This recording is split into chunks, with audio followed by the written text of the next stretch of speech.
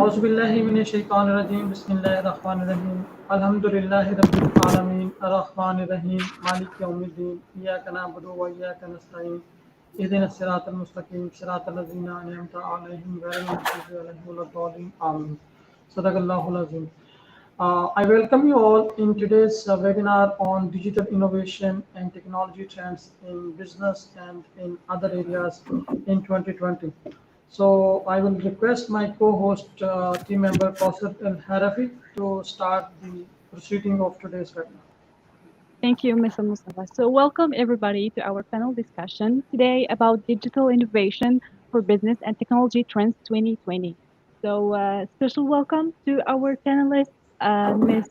Anam Said, Mr. Wasim Rashid, and the rest of the panelists that we are waiting for, Mr. Ashfaq Ahmed, Mr. Noman Mujib, and Ms. Rabia Saleem, and last but not least, Mr. Ghulam Safa, um, the HR and technology professional with more than 15 years experience in the areas of HR, organizational development, digital transformation, and leadership development.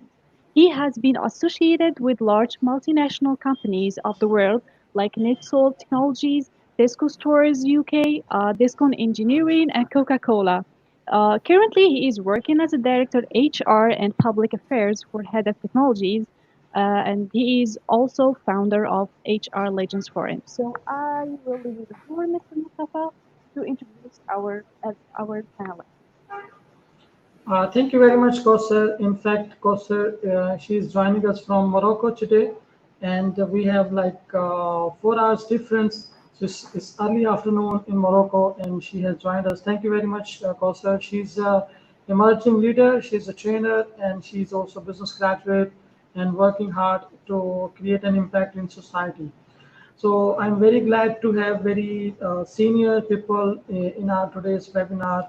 Mr. Vasim Rashid, he is like having more than 20 years experience in technology, IT and infrastructures and implementation of ERP systems in different organizations. Then we have Ms. Anam Said. She is working as consultant with Ministry of Finance in Government of Pakistan, and she is working on very high impact and data-driven projects for the public sector organizations and departments. So we are very much glad to have you both with us. Before we start today's proceeding, I want to give a short introduction of HR Legends Forum, and I want to share with you what is the purpose of our forum. So basically, HR Legends Forum was initiated like 2 years back, and we started with arranging webinars and forums for acknowledging the efforts, talent, and capabilities of human resources working in different facets of management. By the way, we welcome Mr. Ashfaq in the webinar as well. He has just joined us now. Welcome, Ashfaq sir. Thank you, sir. Welcome. Yeah. So I was just introducing the panel members to everyone. So before and coming back to the introduction of HR Legends Forum. So HR Legends Forum is working for more than 2 years uh, to recognize efforts and talent of people working in different facets of management. So we do organize webinars related to technology, HR, finance, supply chain, and all areas of management, so that we can create a kind of awareness where everybody is getting knowledge to become a future leader. Because to become a leader or to become, you can say, chief executive or general manager of any organization, you need to have information and ideas and knowledge of all the business domain, and that is our purpose of the forum actually. Recently, we have also, for the first time last year, we organized the first ERP conference in Pakistan. And we also own the domain of erpconference.com as well. And after that, this year we conducted the second uh, season of ERP conference in Karachi, which was attended by more than 600 people in Movenpick Hotel, Karachi. And last month, we delivered the first virtual digital transformation summit online, and it was attended by more than 1,000 people. And we had guest speakers from more than 20 countries, and who attended and delivered their speeches about digital transformation of business, digital transformation of government sector, digital transformation of meditech area as well.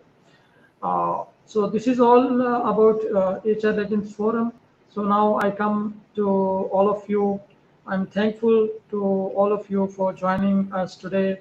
So my first question will go to Mr. Vasim Rashid sir, because I can see he's the most senior person in our panel. Sir, I'm not talking with regards to age, sir. I'm talking with regards to your experience. So don't worry. Your mic is off actually.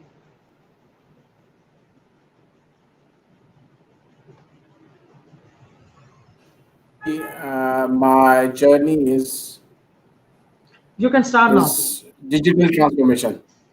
So first of all, I Right. request all the panel members to please introduce by themselves as well. So Wasim Sab, I start from you, please. Okay. So overall, my 25 years experience in a different 8 different organizations. I just mainly it's my portion is 80-20 portion in IT divided in 80% of business transformation, 20% of infrastructure and back office. So 25 years, 8 different organizations. I did the transformation, the Oracle, SAP. I started my career in 1995 as a mainframe engineer. And I worked I-90 and Show 90 and then Global Employee Management System 2 years. As a mainframe engineer, I lead and RPG different languages of mainframe. And then I moved Coca-Cola International. I worked Coca-Cola International 9 years in a different region in Pakistan in the Middle East region. And mainly I was a role of business transformations from supply chain, finance, planning, procurement, and consolidation, US GAAP implementation, all these and different suites of ERP, Epicor, Scala, JD Edward, Margin Minder, Roadshow, and other stuff.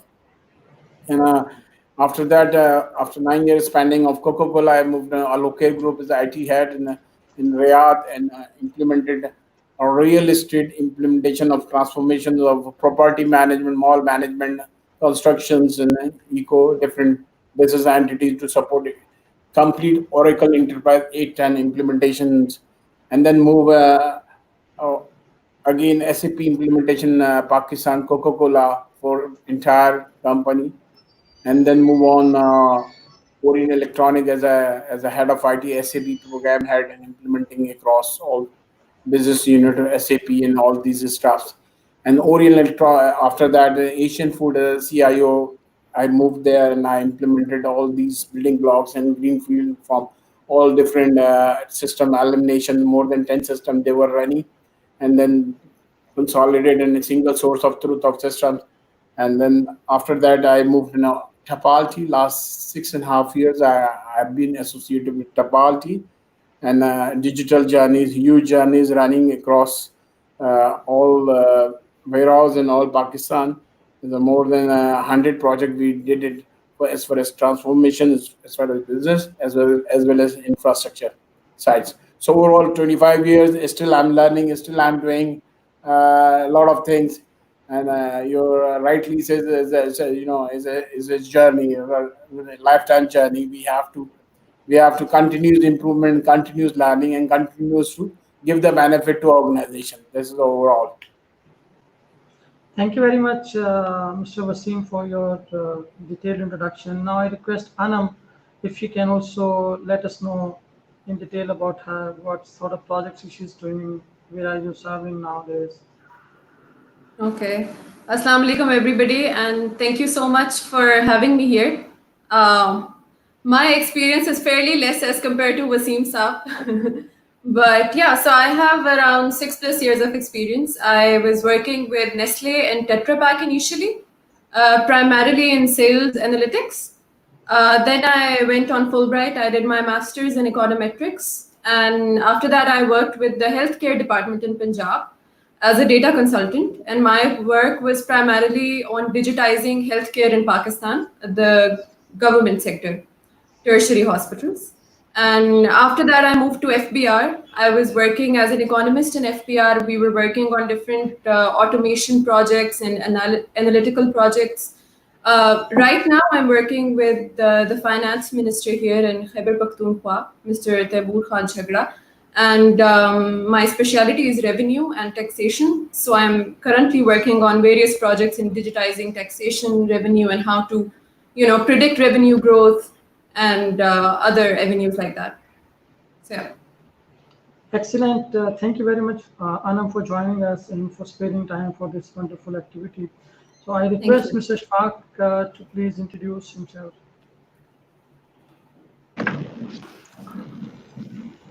Assalamu alaikum.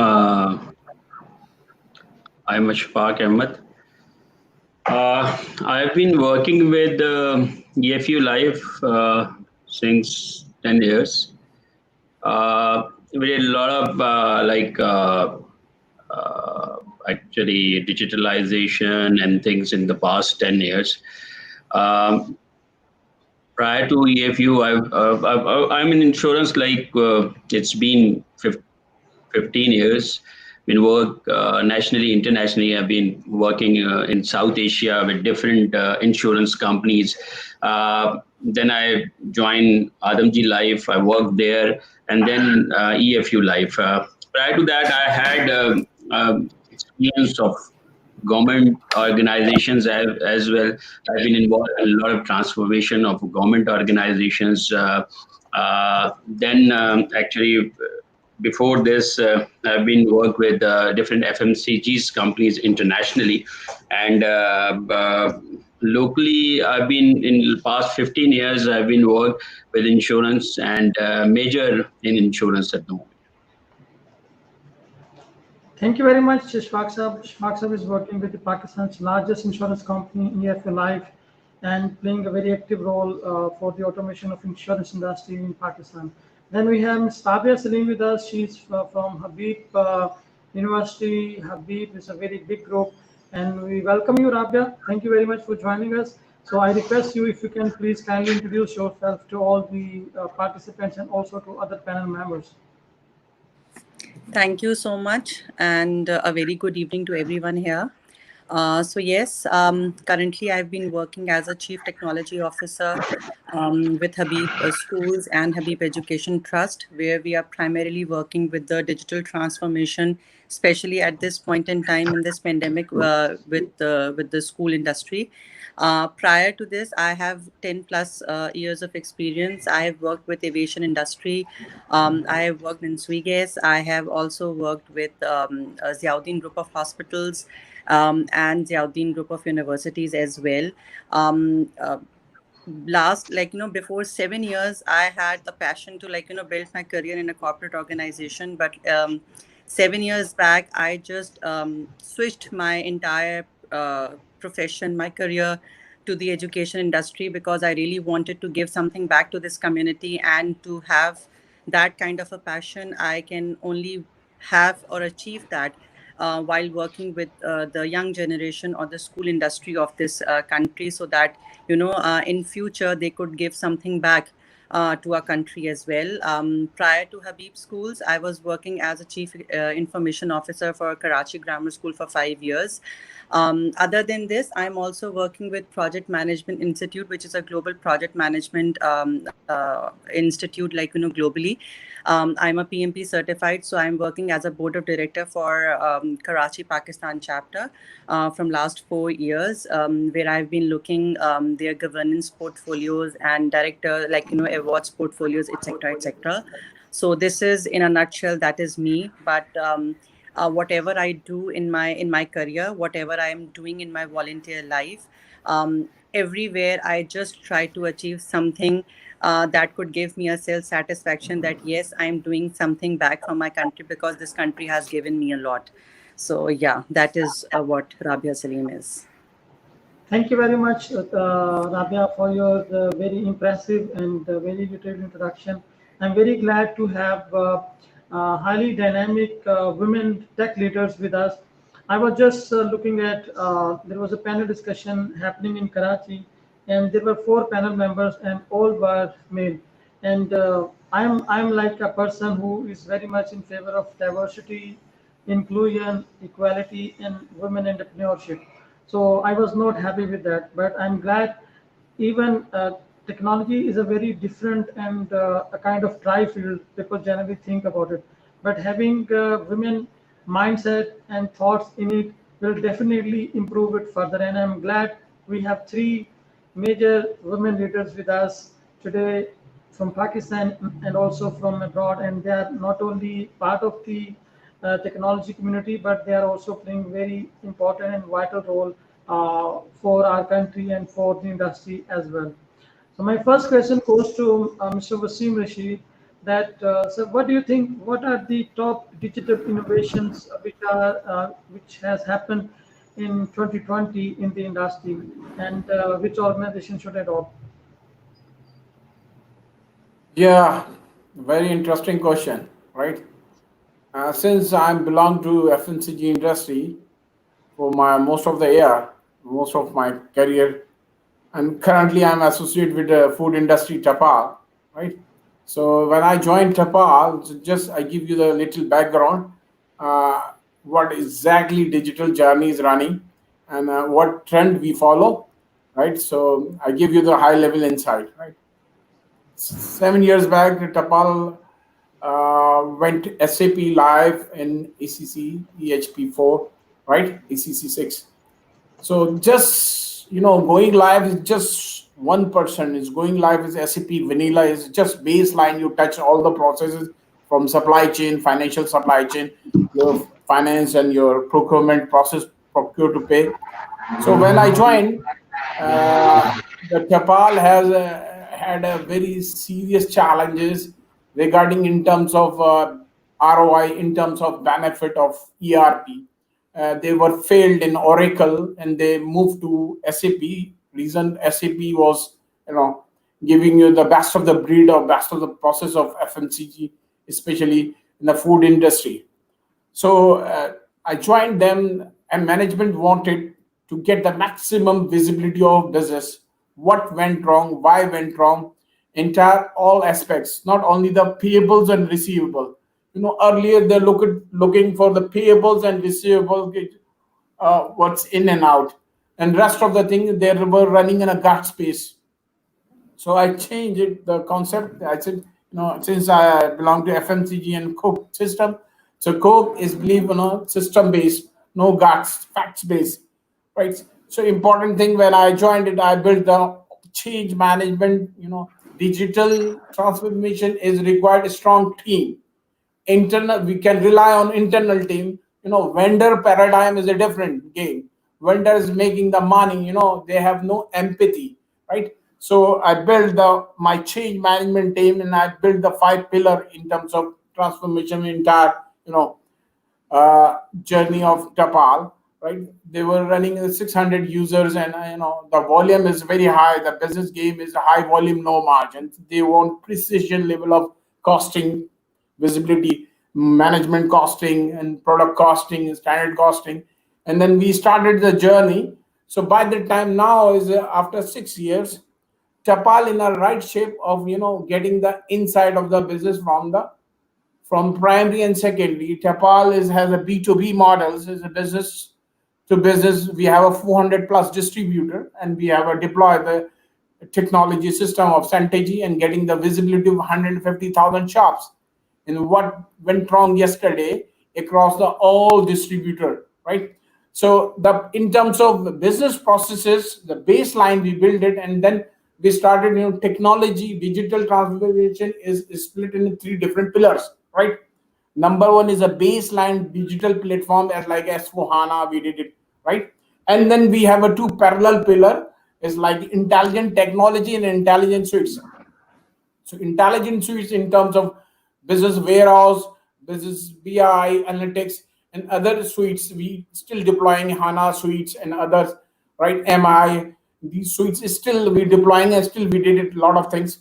And then technology is giving the AI helping, ML helping, is the machine learning, is artificial intelligence like a SCADA, like a Leonardo, these kind of retrieving from machines, PLCs, right? And then RPA. So this year we have a trend of four different major transformation project in this year. We plan it, and inshallah, and our management needed like a financial visibility.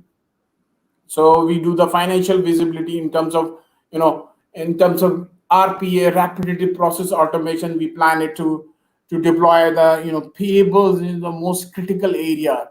So, the people are, more than 30,000 every year we process the invoice. In terms of risks is very high of human errors. We can't eliminate the human errors until unless we research-based software we deploy. So, open tax, one of the most refined research-based vendor is based on Canada, is a co-partner of SAP is a partner, and then we work out the vendor invoice management this year as we plan it.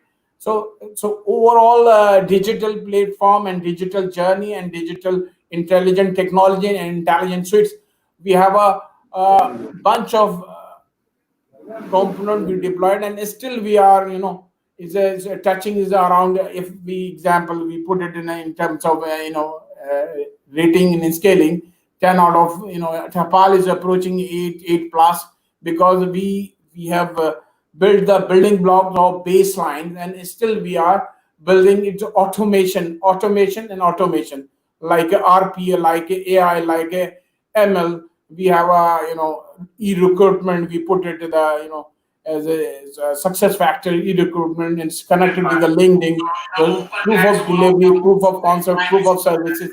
They require the employees rating from the recommendation.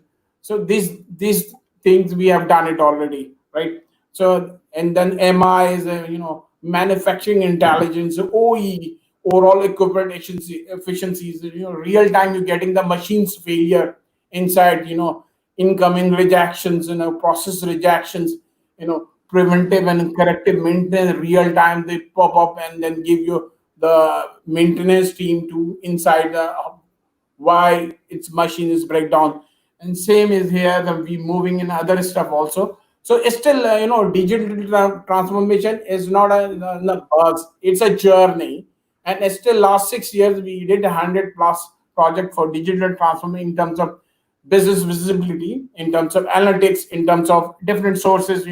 We have a B2B model, we have a primary sale, we have secondary sales, we have a distribution model, we have a retail outlets in the more than 150,000 shops daily close, and they're getting the insights what exactly SQ trends running. And Tapal's day to day become, it's a big data challenges, and we have a state of the art power machines, one of the in memory capability. So in terms of all these digital transformation is it's a complete package.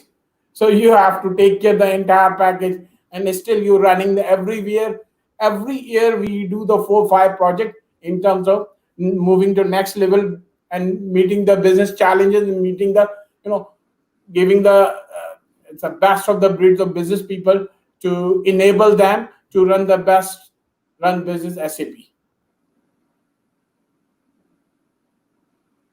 You are mute, Mr. Ghulam Mustafa.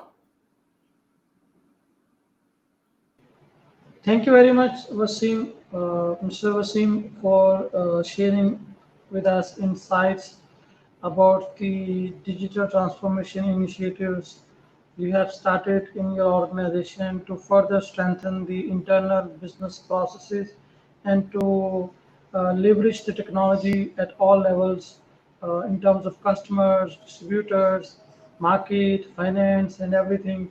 I think this is how organizations should respond, especially after COVID. The need of technology has increased many times, and we need to realize this requirement, and we need to upgrade our organizational technology processes to at all levels. So I'm very glad to hear about all these improvements which you are doing and which you have planned in coming days as well. So now I come to Anam. Anam, how are you responding in terms of the digital initiative in government sector? Because you are from government sector, and I think you can let us know more how government is taking care about their needs for technology, what sort of projects they are planning, and what are the trends in 2020 in your area actually. Okay. So, digitization in the government sector is in its primary stages. Perhaps I think that's the right word. Yes. So, we are trying to move towards a data driven decision making model, but it is still in its initial stages. So, for instance, I'll talk about the health department per se. Um, Initially, the health department was it was a very basic sort of structure where we would not even get data of incoming patients for all the hospitals that we have, which is around 46 hospitals just in Punjab, right? But then we realized that the time is changing and we have to move towards digitization and use that in various ways. So what we did was that we basically trained 3,600 plus employees all across tertiary hospitals in Punjab. And we basically were training them to enter basic information about each patient so that each patient is logged, their data is in the system, and then wherever they go, wherever they get a diagnosis or whatever treatment or prescription, whatever, that is all logged. And now we're using that for different purposes. For instance, that data is being used for disease surveillance to find out not only COVID, but different diseases. And then we're using their lab tests for diagnosing and forecasting. And then we're also using that data set for optimal resource allocation in terms of hospitals, that how many doctors should be allocated to, for instance, ICU or emergencies or OPDs. So that was one of my projects that we had with the healthcare department, and it's still in its initial stages. We're still building models. We're still trying to visualize data in a meaningful way, but that is how it all starts. And when it comes to revenue, and I have worked with SBR. Right now, I'm working with Khyber Pakhtunkhwa. It's again in its initial stages, but we are trying to build models to see where the revenue growth is coming from. But the good part is that we have our own company, so we have the data set, which is very vibrant, and we can use that. But I think the problem that we face when it comes to digitization in the government is that the data is not very reliable. Like for instance, when I was with Nestle or Tetra Pak, or maybe people here would agree that multinationals have very strong data sets which are very reliable, and but here in the government, we're still working on building structures for that. Okay, thank you very much, Anam, for sharing the initiatives, especially for health sectors, like connecting 46 hospitals within one province is not an easy task, especially building the foundations for data. I think this will surely help you in coming days to ensure data reliability, especially once you're done with the foundation, setting foundations. I think then it becomes easier to Exactly. manage the things in coming days. Kausar, do you want to ask anything from Anam or from Mr. Vasim as of now, or should we move to? Yeah, please go ahead. Your voice is not coming.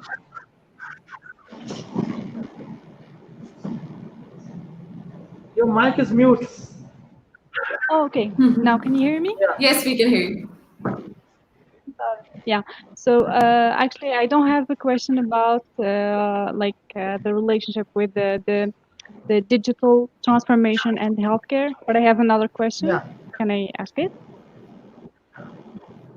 Yes. So yes, thank you. So as the You main have to purpose, move the mic as you near to would your ask mouth. me. Yeah. So as Mr. Mustafa said, that the main purpose of this panel discussion is to discuss and to talk about the latest innovation of digital transformation and technology for business, as well as our social and personal lives. I would like to start with a very famous phrase that we often hear, like which is nothing is a greater priority than the digital transformation of our business.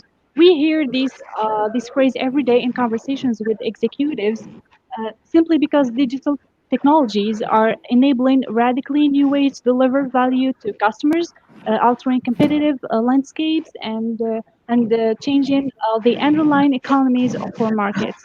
And actually, the digital transformation is not monolithic. There are four types of digital transformation. We have business process, we have business model, we have domain, and we have organizational. But now I want just to focus on the organizational one. And my question for Mr. Wasim Rashid is which technology trends organizations are using for digital transformation? Thank you. Seems sir, your mic is mute. Mr. Wasim, your mic is mute. Ah, in terms of, yeah, we have a automation in terms of processes, right? Like a example, uh, we have a RPA, right? So in main challenges this year, we set the five different projects for digital transformations, right? So it's a rapid process automation, the robotic process automation, right? We have a 20 more than 25,000 invoices they process every year. My payable department, so it's in order to simplify, right? In order to end-to-end visibility, because they most of them invoices are not matched with the three-way voucher match, right? So in terms of ease of doing, simplification, my department, my people, financial glitches, is secure the financial glitches. So we are enabling RPA like a VIM, vendor invoice management, in order to eliminate the all paperwork. It's ease of doing, and it gives you the automated 200 plus rules to deploy it to all financial risks eliminate as far as payables, right? 25,000 invoice per year, it's a huge, right? And the chances of error is a very high. So it's rather than external audit will take it, damage is already done it, right? So that's an important area, and especially, and then another area is we are focusing the the forecast accuracy. The current challenge is my company. We follow the company needs. We can't do the buzzword and we start the blindly for technology trend what they're offering. Right? We have to plug in my business. In technology and business are work together. Right? So my second challenge is this year is the forecast accuracy. My sales team making the gut base of forecast. So they have a primary sales, they have a secondary sales, they have a seasonal promotion, they have a mega, they have a CP. So in order to eliminate all these processes jungle process complexity, we are going to deploy IBP in the demand planning, which give you the forecast modeling for pick your different sources and then best recommendation of forecast for next quarter or next 6 months, next month. So that's a demand planning we're going to deploy it in order to build the automated forecast rather than guts based. The third one is this year is going to be MI is a manufacturing intelligence. Yeah. Currently we have a more than 100 plus workstation that produce that year of different blending, right? And we are going to automate. We already did the SCADA, but SCADA has serious challenges, for a lot of teething problems, everyday breakdown. They can't manage it, data issues. SCADA processes they put it for intelligence analytics, and then it's give you the inside the OE. So our shop floor is running the big terminal and then give you the each workstation and productivity and losses. Even a single minute we monitor it. This workstation is down for 30 minutes or 5 minutes, and then the plant people are taking immediately actions. So in order to seamless automation, that we are still implementing the new version of MI. The fifth one is a strategic sourcing. My procurement team, I'm going to enable them, right? This is a strategic sourcing, one of the cloud based. And then e-buying, strategic buying, and tender-based buying. So that's another is a strategic sourcing. We are going to implement the Ariba. That's one of the best of the breed. So currently this year, the 4 5 project is still we are going to deploy it, and still there. The next level of my organization is move to automated. The maximum use of ML, AI, and RPA to my users also. They have gone through the baseline journey. Now they are talking about the seamless and simplifications, right? So they are not going to go and transactional based reporting. They want index based dashboard, which you proactive approach. They give you the insight of advanced predictive modeling base. They are want to work my users, right? That this is the that trend we follow. So we uplift the organizations, and organizations my from junior to senior people. Everyone is every year they gone through the different learning sessions, and then we believe in a truly sense of automations, and then simplification and seamless. That's a smart approach to just to facilitate them, to enable them what inside is running the business, and people are easily doing and with work life balance. Yes, thank you, Mr. Wasim. As all you know, all kind of businesses are different, and I mean, no two businesses are ever 100% alike, and every company and organization will have its own priorities, goals, and specific issues with risk and compliance, etc. My question goes to Mr. Ashfaq. What are the most powerful technology trends of digital innovation that have the potential to help just about any business improve their productivity, profitability, and competitive performance? Thank you. Uh, Actually, organizations nowadays, digitalization is everywhere. Everybody is talking about digitalization, the new way of actually this whatever organizations are today, or that's they whether they cannot avoid digitalization. Modern technologies that we are using here is like machine learning, that's bot, and RPAs. This Wasim is been talking to a lot about RPA. So just here that in EFU Live, what we are doing is actually we have launched our own chatbot 2 years ago, and that chatbot is been working 24/7, powered by pre-built stories and machine learning. Then we have implemented actually RPA, robotic process automation. We have almost 35 different processes being implemented through RPA, where RPA is basically servicing. There's a lot of iterations in the processes that we have been reduced, and that's actually been taken away, and these all identical processes is being efficient and error free now. It's been 2 years now that we are using it.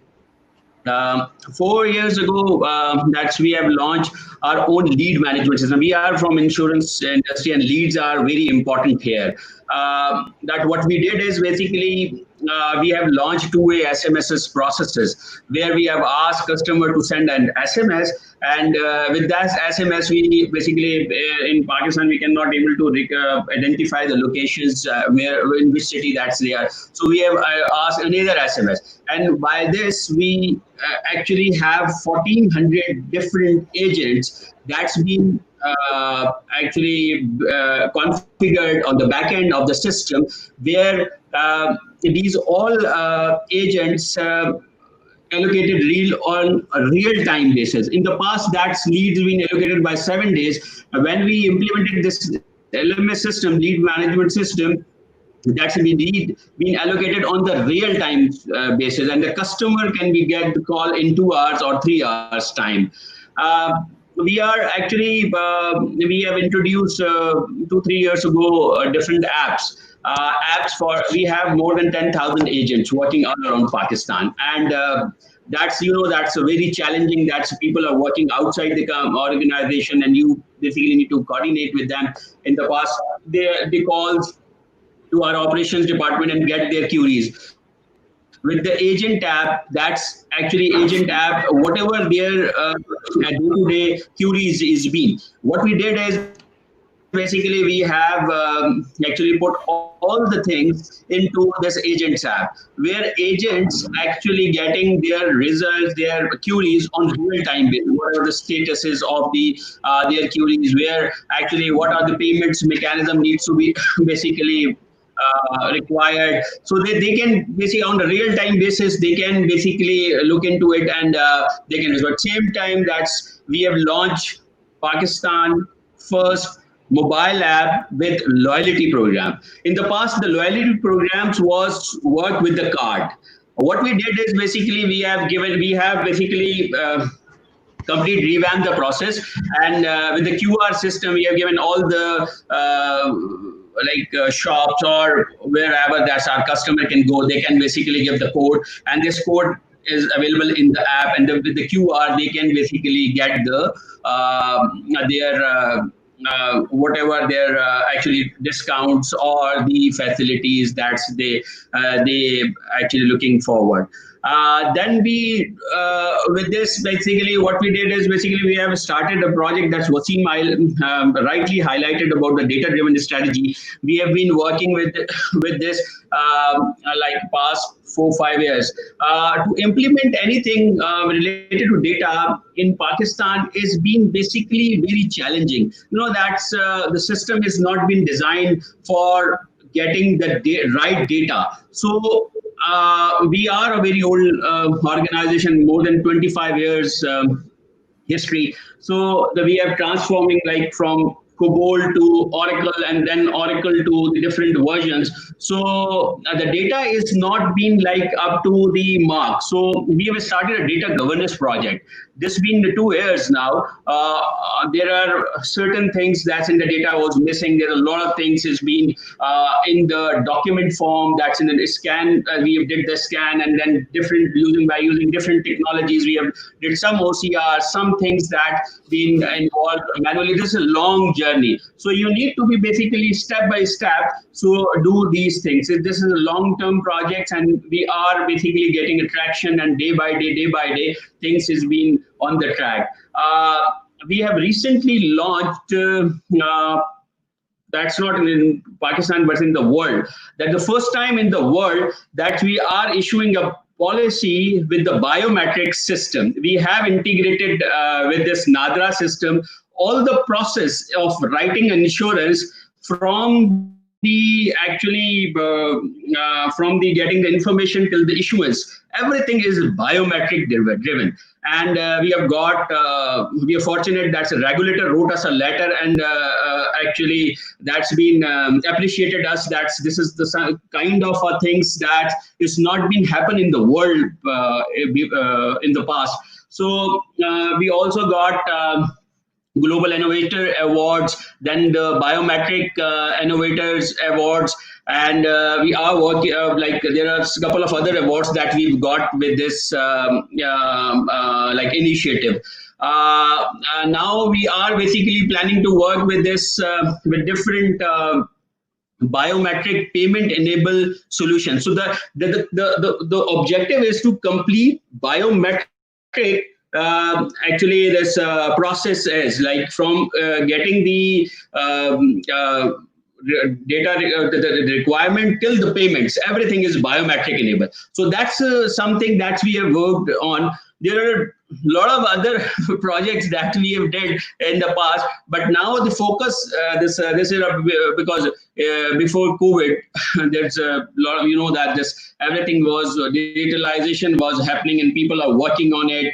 There are different technologies has been, but this COVID that's in the past 4-5 months, that's actually that's this I always said that just actually we learned that how to live in a digital environment. Like in the past, when we were talking about work from home, people were saying that okay, that's there, but you know that there is a lot of challenges and things. People are not used to it, but we observe that like in the past 4 5 months, people are work from more than 5 600 people in my organization. They are working from home, and they are providing supports like everything like issuance, claims management, everything has been happening from home. Our agents basically they are trying to learn how to use WhatsApp, how to use selling through Facebook, how to basically use these digitalization tools to connect with the actually the customers. So there are like we are still learning on these things, as Wasim rightly pointed out, that actually the digital journey is not something that's I've been hearing this digital journey like since a decade. There there are things people in the initially stage that people were saying that uh, uh, things will be normal, and things will be basically on the digitalization.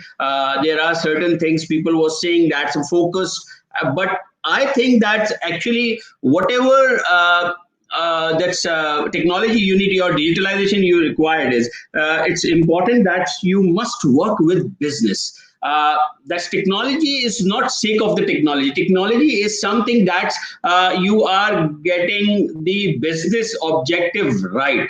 Uh, uh, like that's something that's from I think on the digital front.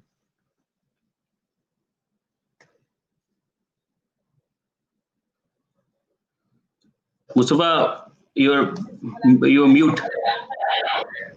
Thank you very much for sharing details about your organizational initiatives with regards to digital transformation, and also ensuring that your organization is adapting to the change and requirements of industry with regards to digital transformation.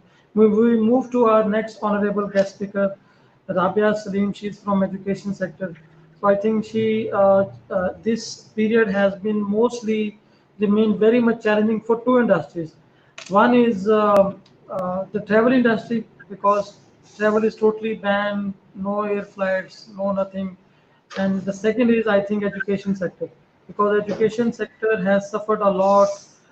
Schools, colleges, universities are closed, and I think they are the one of the best people who can share about the trends they followed in this COVID situation. So, Rabia, over to you, please. Thank you so much for especially mentioning the journey for the traveling industry and especially the education industry. And yes, it's so true that the level and the height with which the digital transformation has happened in the education industry was never seen in many past years of our country. So I'll start with few questions which were coming into my mind, or the answers by the moderator and Ghulam yourself. Digital transformation, as Vasim rightly said, cannot happen overnight. It's a complete journey that has begun in our country since very long, fortunately, and it has been happening in many industries, whether it's oil industry or insurance industry. Is it government? Now government is having a pure IT or technical team who are working for the digital transformation area, and same goes for education as well. Firstly, being the postgraduate in IT, we are trained to bring digital transformation because that is our core skill that we have taken the education for. So our main area is that. And when we started our journey, when I started my journey in the school industry, so that was the starting point of digital transformation. But beforehand, what are the trends that can go into any industry and not specifically to the education industry as well, is to be customer centric. That is what Wasim has said and Ashfaq has said, that how they have facilitated their customers, and same goes for me as well. So we strongly believe that we have to be customer centric, who are our students and our parents. We have to be more empathetic, that how we can facilitate them and to learn about them and to see what are the needs to make them able to stand in the industry, like, or in the market when they will be graduating from the schools. And building upon that customer centric focus, we develop the strategic goal or the objective or the school vision and mission as well. Based upon that, we had started fortunately working on the digital transformation from last 2 years. Specifically, I'm talking about Habib schools, and we started developing the digital trends in our industry. So the starting point of digital transformation, and I think it goes in any organization, is to basically change the mindset of the people who will actually be adopting this digital transformation change or trend in the business to facilitate our customers. So as our journey started from there, that we become more empathetic, or I would call as a servant leader for our customers, that is students and parents. And we took their their needs from all over the globe, like what is happening in the education industry, and we started working on our employees, our workforce, and we started to change their mindset gradually and slowly and make them comfortable with the digital trend before introducing any kind of a tool or application or a new trend in the education industry. The training was happening from last 1.5 years, and now actually we were in a phase that when the new academic will start, like, from 25th of July 2020, so we will be doing this, etc. So we were doing these kind of planning since January, and on 28th February, the outbreak had begin in our country, and we had to shut down the schools from 2nd of March.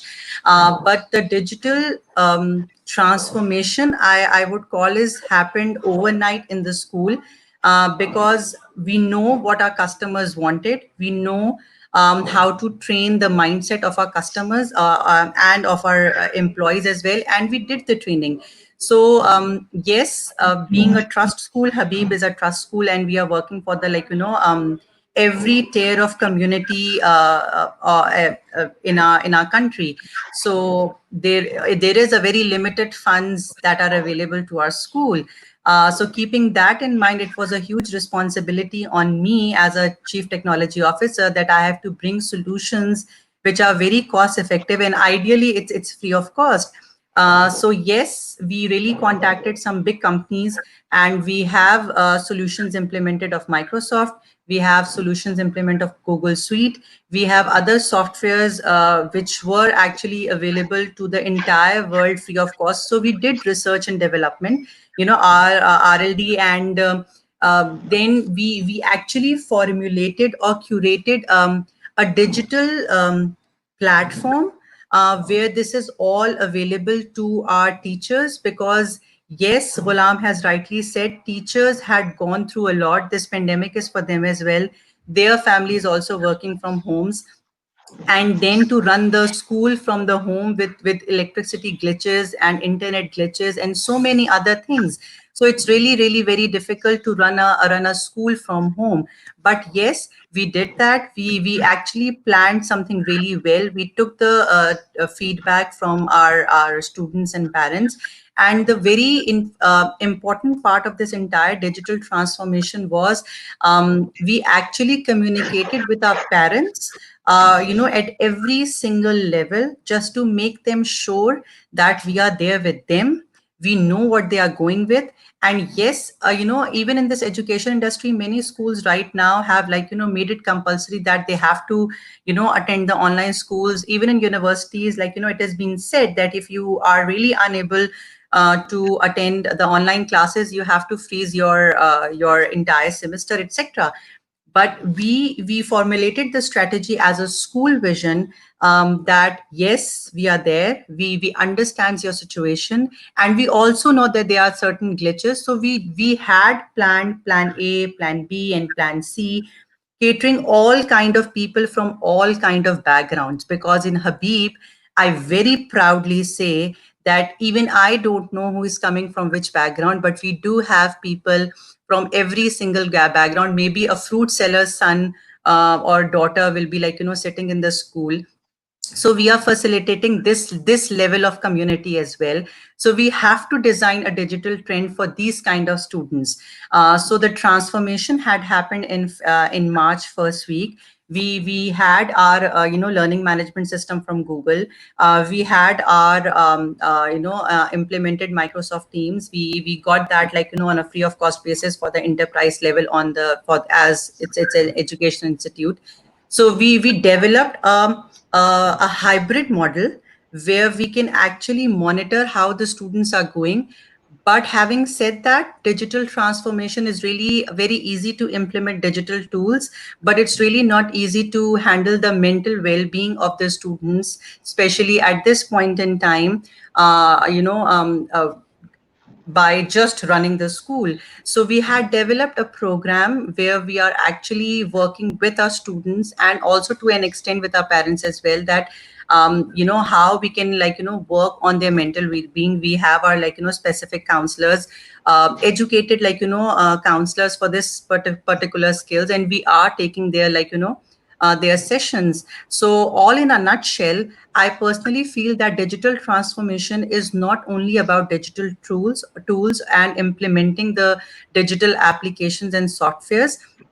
Especially in this pandemic, it is also about being more empathetic as an employer about our customers, because if they will not get the concept that we actually are there with them and we actually understands them, we cannot, they cannot carry on their journey with us. It's very easy for them to just, change the schools, and it's very easy to them, like, change the product, as, like, Vasim is working with Tapal, Ashfaq is working with insurance companies. So, like, it's very easy to change the products for us customers. So being customer centric, one, then having their feedback, and, like, working on the digital tools that are feasible to have in this pandemic, because obviously economic crisis is actually going in our country, and organizations are not able to, like, pay a full 100% of salaries to the employees. So to make sure that every employee should get 100% of salary, so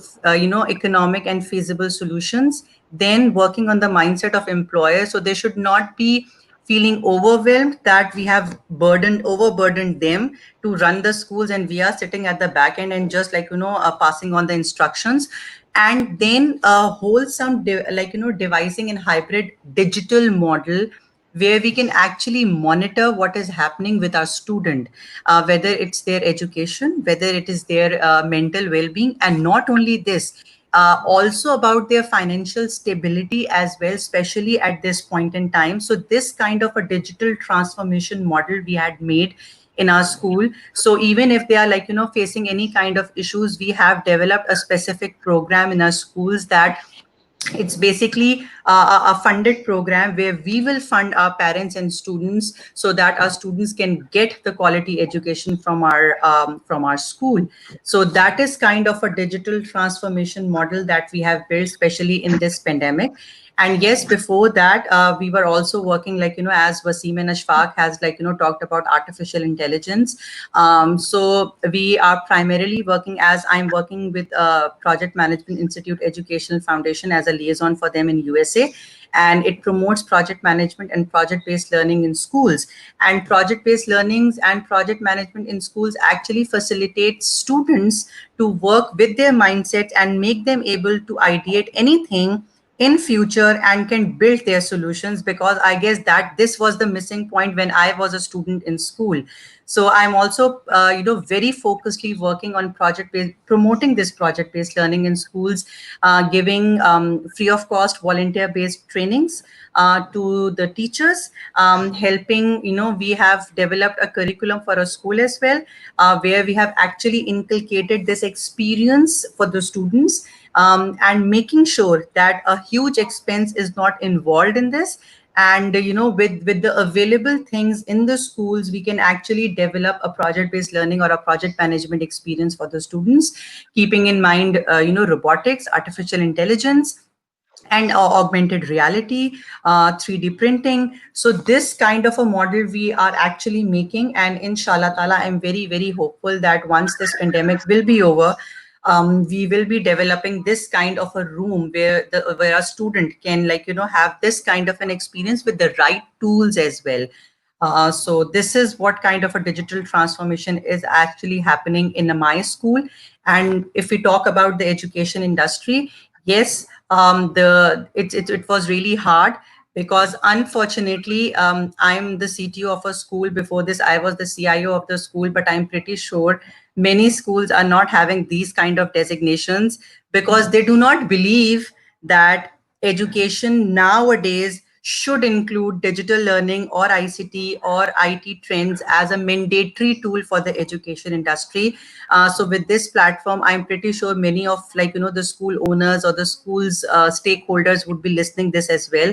So we should include somebody who can take the responsibility of implementing the digital transformation in schools, because if we are not doing this, we can actually not facilitate the government and their projects by making our students with the mindset and with the skills and with the expertise that is actually required to run this country.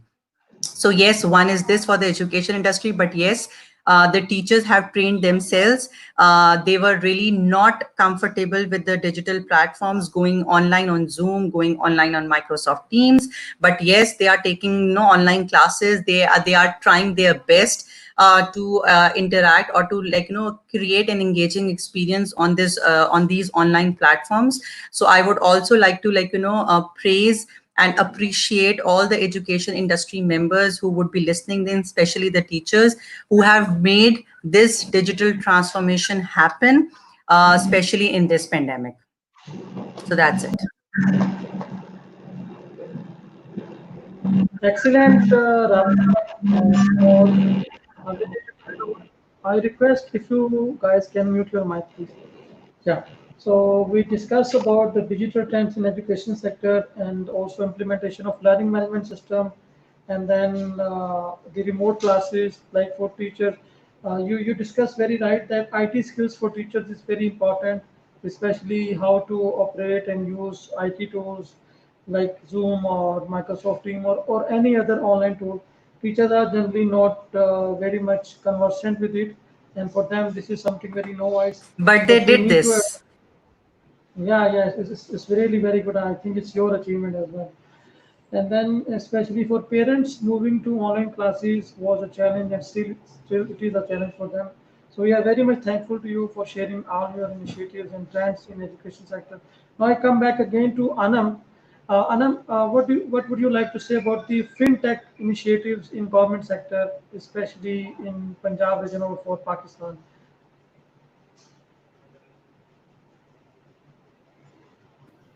Okay, can you hear me? Yes. Yes. So, especially in Punjab, I think related to fintech, they have been using a lot of predictive modeling before the introduction of microfinance, and now we are trying to work on Kamyab Jawan Rozgar scheme here as well, and we're also utilizing different tools here. But once again, when it comes to the government, the data is again in primitive stages, and we are trying to work on getting reliable data for predictive modeling. Are there any timelines? So I Are there think any the key timelines role. to rectify the data and ensure the reliability of data? Because obviously, if we talk about the private organizations, as you also have worked there, so they set some timelines that till this date we have to rectify the errors and the issues with data, and after that we can start building upon the analytics on this data.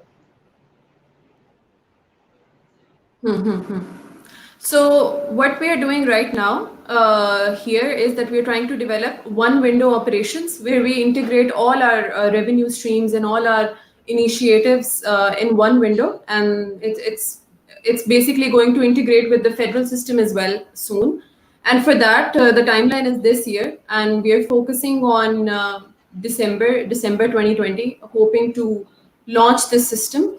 But when it comes to reliability of data, once again, it will need a lot of massive amount of training for people, not only in Khyber Pakhtunkhwa, but also all across Pakistan. I think whoever is applying, whoever is a part of this industry.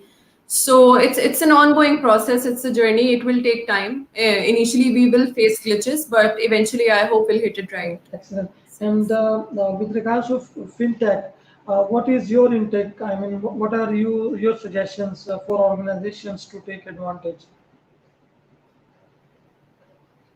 With regards to fintech, that's actually not my Oh, forte. My oh, forte is mostly revenue and taxation. So I won't be able to give a lot of input and suggestions on that. But otherwise, when it comes to overall data integration and data modeling that we are doing here right now, um, I have been working. I've been training a lot of people all across Punjab and now in Khyber Pakhtunkhwa. My key suggestion is that before before we jump onto bigger projects, like we have been using different models from the Imperial College of London, and we're trying to replicate that here. We have to make sure that the basis, the foundation of handling data here is clear. Why are we using that data, and what are the goal? What are the end goals that we're trying to look at? If we move too quickly, that is especially for the government, if we move too quickly and we don't look at the end goal and we don't look at the reliability of data that we have, then we won't be able to achieve anything. That has been happening so far when it comes to revenue, that when it comes to healthcare as well, that we tried to hit it right initially without having a proper foundation. We are not a multinational company who's gonna be getting a lot of clean and clear information from their customers. We are the government. There will be a lot of glitches, so we have to be very sure that our foundation is clear, and then once that is there, then we can move forward to using different portals. And right now we have been working on different predictive models, and I'm very hopeful that once we move to the one window operations, which is going to integrate all the revenue authorities and all the fintech initiatives across Pakistan, it's going to be huge. So yeah. thank you, Anam, for adding Thank you. more points in the discussion. I request Kaushal now to ask the questions which have been asked by the participants of the panel discussion. We have first question from Mr. Abdul Raza Shah. So you can proceed with it, Kaushal. I'm sorry, I cannot hear you. Yeah. Could you please repeat the So question? can you move with the questions which we have from audience, or should I continue with it? Yes, please, because I cannot Okay, hear. let me proceed with it. The first question is from Mr. Abdullah Raza Shah. He's asking a question from Mr. Shfaq sir. We talk so much about fintech. Can you please tell us about uh, is Shore Tech and its scope in Pakistan? Your mic is off, Ashfaq sir. Yeah, yeah. It's similar like we have fintech in insurance. We call it insurtech. Okay. So that's actually Pakistan. We have a very low insurance penetration, and there are like people are working on it. Different startups has been like came in Pakistan. There are different aggregators. They came into the picture, and now they are providing different products. They are trying to basically access to the niche, and a micro insurance product has been introduced, which is a low cost term life sort of things being introduced in the market. And actually, this the big insurance companies, the insurance company that have actually big footprint, they should come up with some micro insurance products and try to basically reach out different actually the different niche. The technology is the key factor at the moment. That's the need is there. People like in EFU Live, we have more than 10,000 agents. at the moment, that's due to COVID. Meeting a customer is a biggest challenge. Nobody wants to meet to anybody, and we have trained our people, like in all insurance industry, in the life insurance company, they have trained one to face selling mechanism.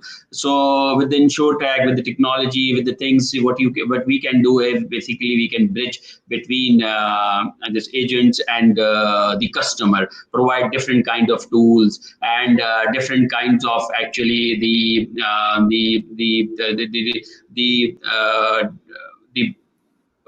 different kinds of digital mediums that can engage a customer, and that's the social media. That's actually one of the key factor where actually you have all the behaviors of a customer, is the spending, their actually lifestyle, and everything is there. So what we can do is through the technology we can basically connect with them and give them the insight about customers, what customer needs are. Same as with fintech.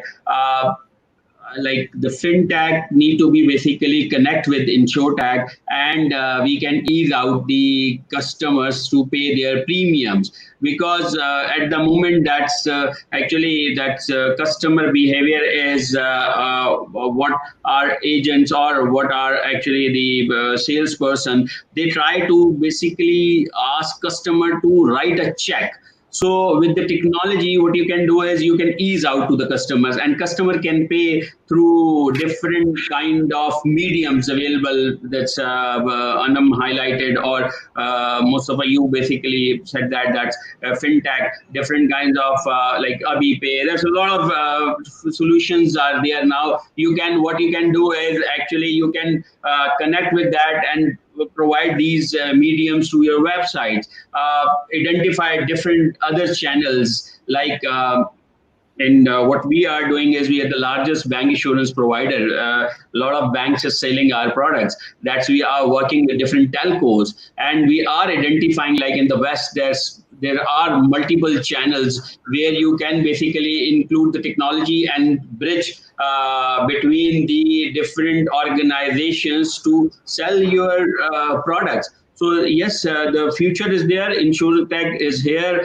and there are a lot of startups are coming. They are working on this aggregator. One of the things that I've highlighted. The other thing is people are working on data-driven strategies. They are basically trying to actually build tools where you can basically upsell to the customers based on the needs, based on their behaviors. There are certain other dedicated insurance chatbot has been introduced. So there are a lot of new initiatives through InsurTech is coming in Pakistan. Excellent. Thank you, Ishfaq sir. Thank you very much. Sir, over to you for next question. Yes, just we have a comment here of Mr. Fahd Ahmed. He wanted he wanted us to focus more on the BPA and how it is achieved. So maybe Mr. Wasim can provide us with more information about it. Mr. Wasim, would you like to say something about it? Anybody who would like to answer this comment? Uh, what is BPA and how it is achieved? Business process Yeah. automation, yes. Your mic is off, Mr. Wasim, if you are answering it. Uh, you see, the in digital transformation, one of the core component is business process automation, and the other two component is master data governance and analytics. Any ERP you can run it and you can deploy it. So core is business process automation. Without business process automation, you can't run it the business. You see, the for example, you know, like I talk about the best practices, like I talk about industry specific practices, right?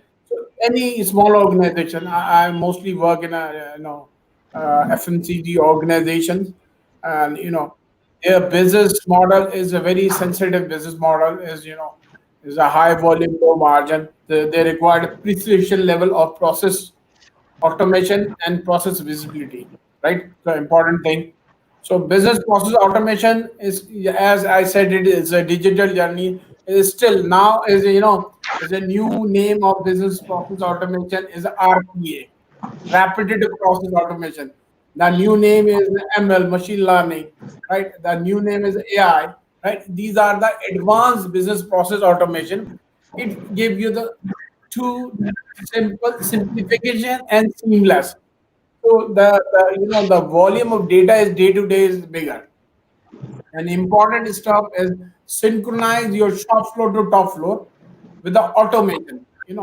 That's it's difficult. A high volume business is I can't manage without truly business automation, right?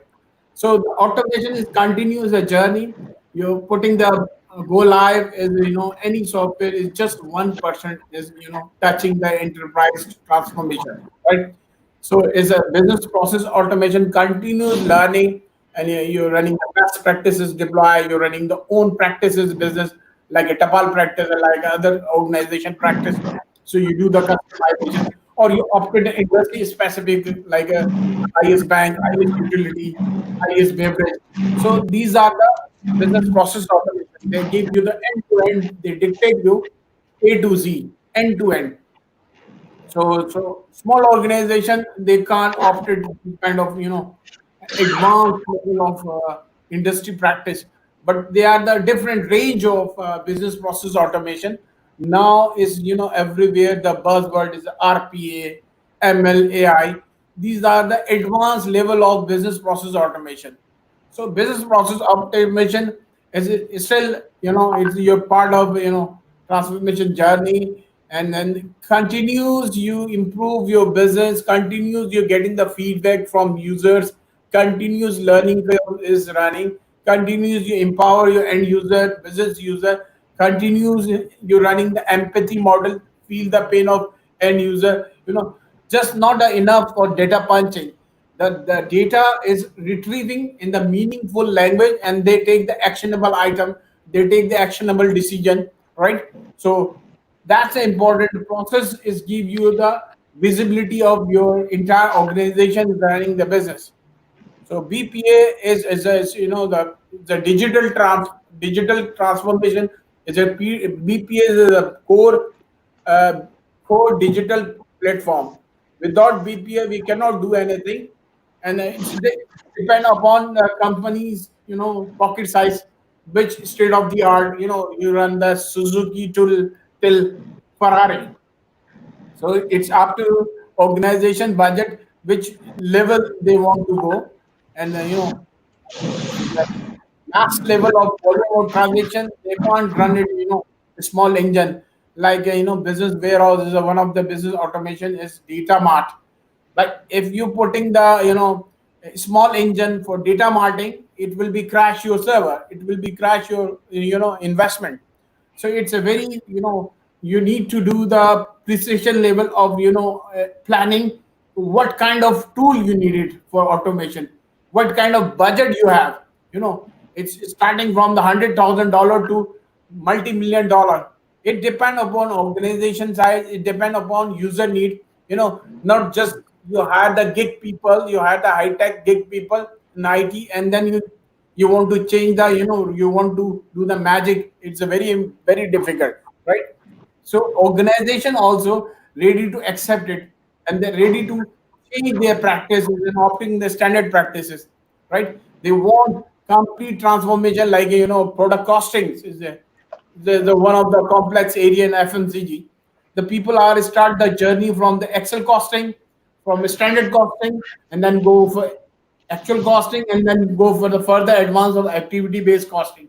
So whole journey, its journey is a process automation, is a 5-year journey for advanced FMCG like a Coca-Cola and other Pepsi and other companies.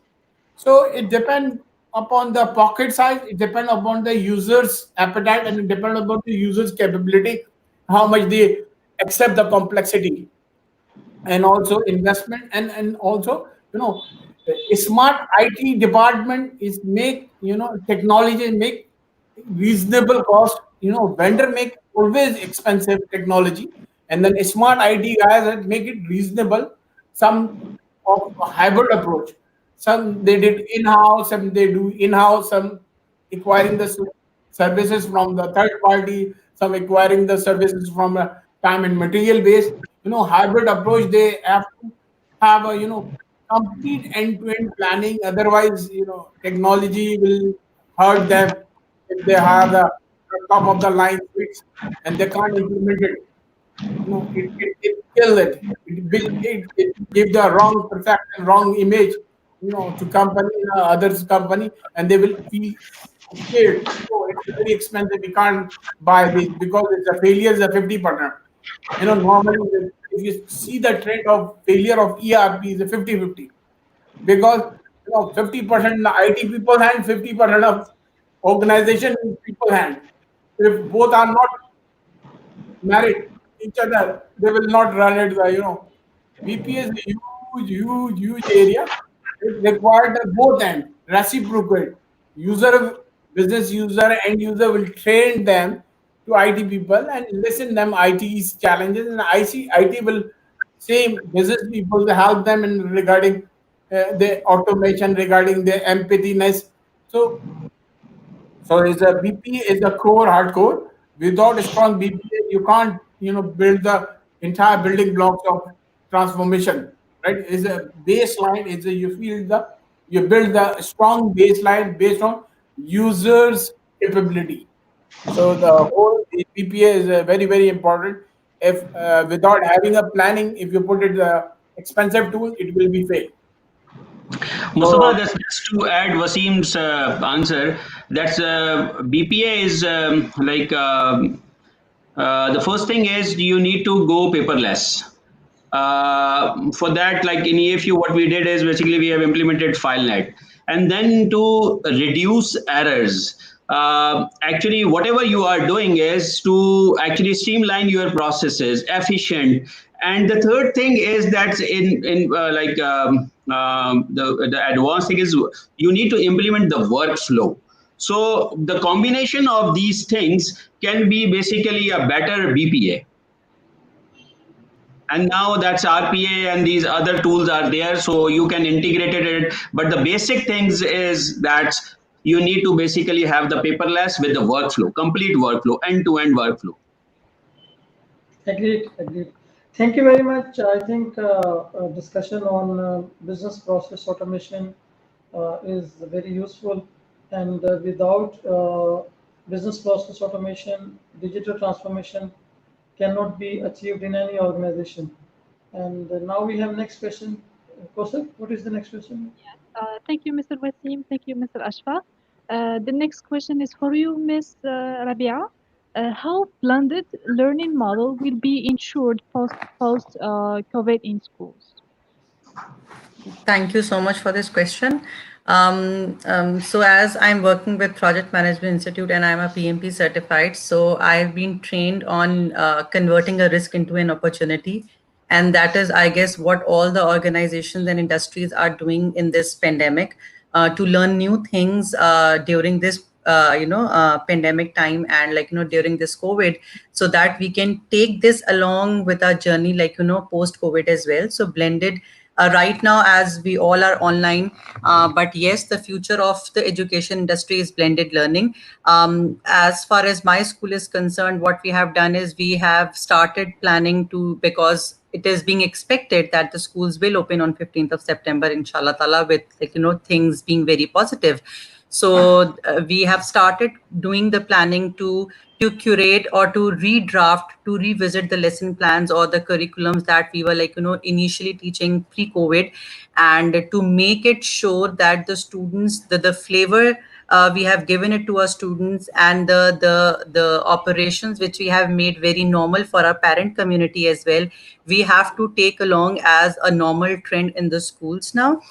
So we are now developing things in terms of making this experience a mandatory element in every classrooms, for which we had already started doing the work for the infrastructure and the fixed assets, etc., because we can go to school and make things able for post-COVID, inshallah ta'ala. We are working for teachers training, that how to actually build a course curriculum and the lesson plans and digital activities specifically, because that is my main area, to enable the school's learning environment, that they can actually facilitate students with digital learning in every single classroom, whether we have an equipment or not, but how to do that with the equipments and even without equipments as well. And converting the lesson plans into a project-based learning approach, where we can work with their mindset, build their concepts, because when they will be coming back, the post COVID, before even blended learning implementation, we have to deal with the post trauma of the parents as well. I don't know whether they would be sending the students post COVID to the schools or not, with what mindset. Students, the elder students, the senior students would be coming with what mindsets. So to have that kind of a element in the course as well, that we can actually make them comfortable with post COVID environment, how to keep that precautions well, even post COVID, because I don't know when the COVID will be completely eliminating from the world. So yes, number one is doing the trainings for our teachers, revisiting and redrafting our course curriculum and lesson plans to facilitate this blended learning, to make sure that student will continue the same experience in school with our equipment, and should not be dependent to have something at homes. But yes, they should be doing something at homes, creating their own experiences with whatever is available in their homes, or whatever capacity. And the very last thing is that what as a school we have done is, we are trying to convert the school vision, not vision exactly, but the supportive IT vision, to facilitate this blended learning, that this is now our motto, to take this opportunity and build this into the system as a crucial and mandatory element. So that is what all we are doing. I think this is superb. With this, we are done with our today's webinar on digital innovation and tech trends 2020. So if any guest speaker would like to say something at the closing, or would like to add something, please, floor is open for all of you. Or Kaushal, if you want to ask any question to any panel member, open to you. No, thank you. I have no more questions. Thank you.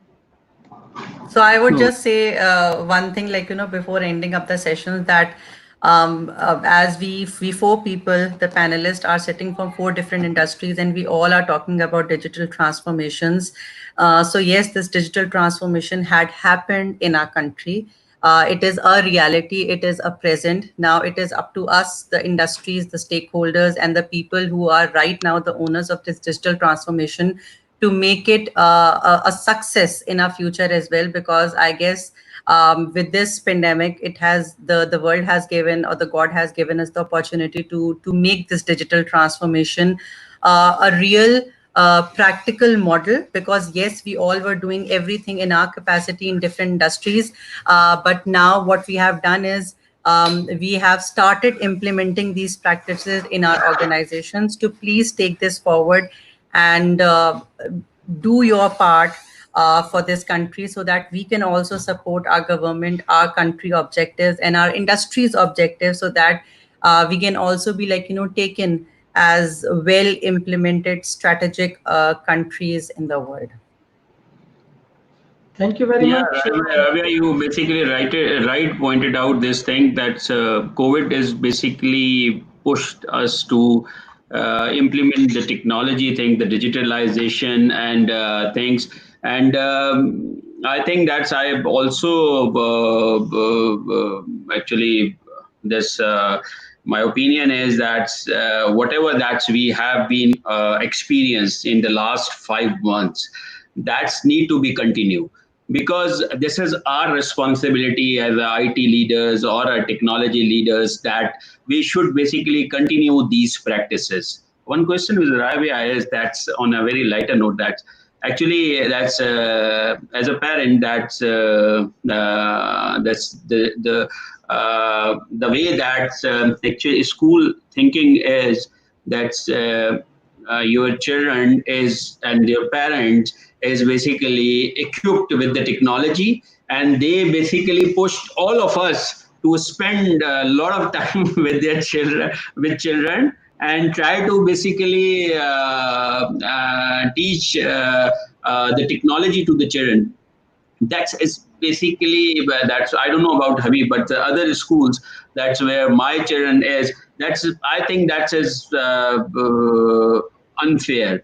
To I know a lot of things that you Rabia mentioned in the earlier, like in your things, that you do have a fruit seller children is in your school, same as with other schools as well, and they are pushing to every like I regularly, because I am from IT background, and a lot of my relatives and all over the Pakistan, that's different friends. They basically always asking me, please give arrange a computer for me so my children can continue the education.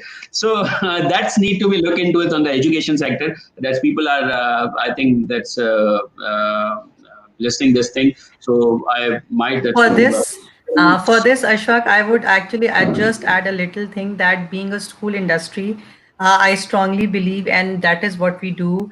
That we cannot expect the end user to do everything that was happening, like in our normal operations in our schools. I guess that was the brilliant move which the government had taken to promote the students without, putting up the results and, the examination things, the burden kind of a thing on them. So if the government can do it for us, if this is the thing which is coming from the top, so as a school we should also be thinking of our parents. One, second is what I also strongly believe is that we cannot enforce anybody to do certain kind of expenses when we know that they may not have these kind of financial stability or the support which is good for them. Number three is that yes, in our schools, as I initially said, that we have different plans to accommodate children. But for even for that, I guess there are so many schools in only Karachi, big short schools that may not know from which background the student is actually coming or what is their financial backgrounds. So as a school, this is our responsibility to learn about our students' families so that we can facilitate to them, as Vasim had already said in the initial conversation, that we work about the customers, and I was also talking about customer centric. So this is what customer centric is all about, that we need to learn about their families so that we can create a model in this pandemic based upon catering everybody, but still there would be certain percentage of students in every class, in every school, and maybe in every university as well, that may not be able to continue with this online model, and that is okay. So that is the responsibility of a school or the education industry to inform the parents or to make them a part of this journey, because these, it's always a triangle: parents, students, and it's a school. So unless we cannot have them on board with us, we cannot do whatever we want to. So that is the trust that we need to build between the parent community and a school. Only then we will be successful, not only in this COVID time, but especially post COVID, because the schools who have done good with the parents in this time will be having good results from the parents in every sense, whether it is marketing, to have more admissions, or it could be anything. We will be getting the results, fruitful results post COVID as well. So this is a sensible responsibility of schools, and that is at least what we are doing as our responsibility. I can't comment on any other school, but yes, you have rightly said, and this is how we are working, on the ground. Thank you very much, everyone. I think let's proceed with the closing of this session because we are also already 6 minutes consumed more as compared to the plan. So I'm thankful to everyone for joining us. Was Mr. Wasim, Mr. Shfaq, Miss Anam, and Miss Rabia Saleem, and also especially our co-host, Miss Kausar from Morocco. So I'm thankful to all of you for joining us today. Inshallah, we will connect again. I think the topic is very detailed and vast, and we need to have individual discussions with all of you, especially for schools. We need to have a separate discussion. For governments, we need to have a separate discussion. So we will be getting back to you again to discuss all these matters again. With this, thank you very much. Pakistan Zindabad. Ghulam Mustafa, I just want to add one line. Help the people. Allah will help you. Thanks. Thank you so much, Ghulam, for having me. Thank you. Thank you so much. Take care. Thank Take you. care. Pakistan Zindabad and Pakistan. Pakistan Zindabad. May Allah Pakistan. Bye. Allah Hafiz. Allah Hafiz.